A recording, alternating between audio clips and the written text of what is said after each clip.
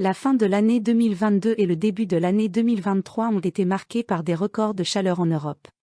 Une vague de chaleur hivernale, qui pourrait avoir des effets néfastes sur l'agriculture et les écosystèmes déjà affaiblis. À l'image d'une année marquée par des canicules à répétition, 2022 s'est terminé avec un hiver très doux en Europe.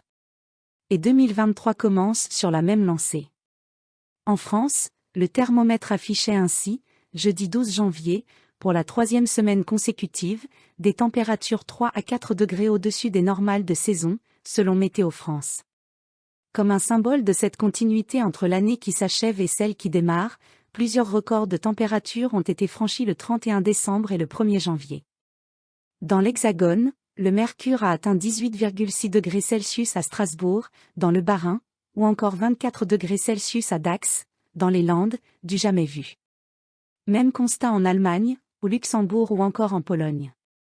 À Varsovie, le thermomètre a ainsi affiché 18,9 degrés Celsius, bien loin du précédent record datant de 1993 avec 13,8 degrés Celsius.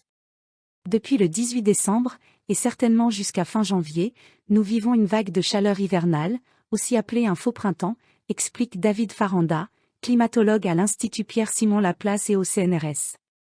Un phénomène fréquent, selon le spécialiste, mais exceptionnel cette année en termes d'intensité et de durée.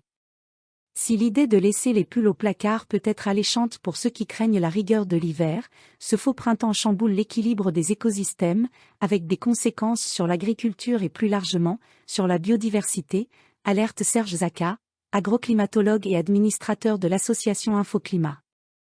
Et de temps-ci, nous avons tendance à nous focaliser sur les vagues de chaleur estivale car les effets sur l'économie et la santé humaine sont immédiats et évidents. Mais il faut regarder plus loin que le bout de notre nez, la météo hivernale est tout aussi importante pour la planète.